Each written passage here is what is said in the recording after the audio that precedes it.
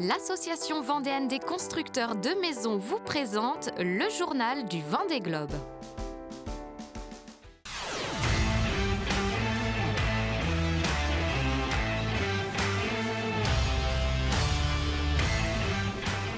Dix-neuvième jour en mer pour les 39 skippers encore en course. La flotte est de plus en plus étirée et les bateaux de tête sont en approche du premier des 3 grands caps du Vendée Globe, celui de Bonne-Espérance. Il devrait être franchi ce vendredi matin.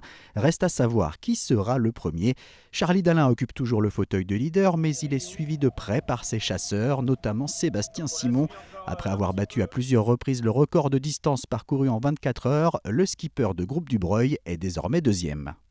Là, ça a été fabuleux et en plus la bonne nouvelle de cette nuit, c'est qu'on est deuxième. Donc voilà, c'est incroyable et on est bien revenu, on s'est bien battu, le bateau va bien.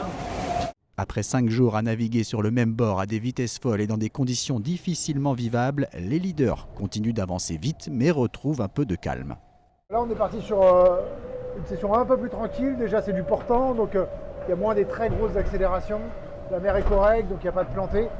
Et puis ça va mollir au fur et à mesure. Donc on va pouvoir repasser sur des tailles de voile plus importantes.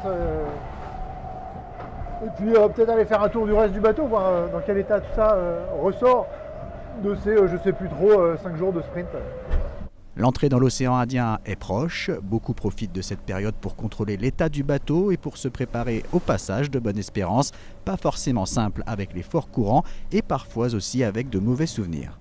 Je vais passer l'endroit où j'ai tapé l'OVNI il y a 4 ans. Du coup, pour moi, c'est un moment, ça va être un moment hyper stressant. Parce que je sais que c'est une zone où il y a des choses dans l'eau parce qu'il y a beaucoup de courants dans cette zone-là.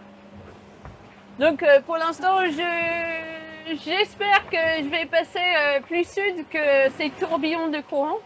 Les concurrents au-delà de la 10e place ont été décrochés par la dépression qui jusque-là les portait vers le sud-est.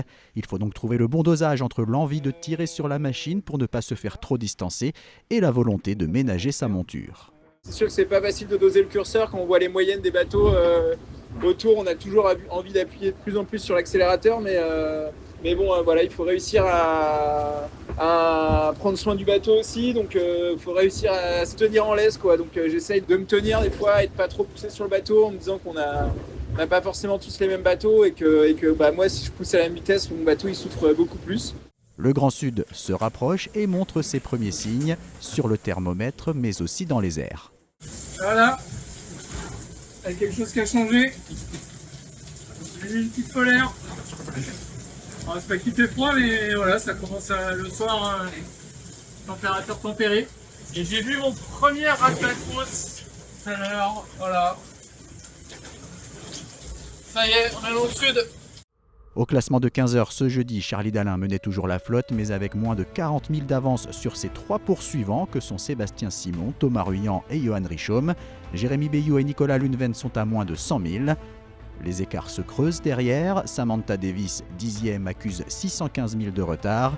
Isabelle Yoshke, 19e, pointe à plus de 1400 000. On trouve ensuite un groupe d'une dizaine de bateaux mené par Arnaud Boissière, 20e. Violette d'Orange occupe la 24e place. Kojiro Shiraishi, la 30e. Pour les 7 derniers, l'écart avec le leader est désormais supérieur à 2000 milles et même 3000 pour le Hongrois Szabolcs Vörös qui ferme la marche.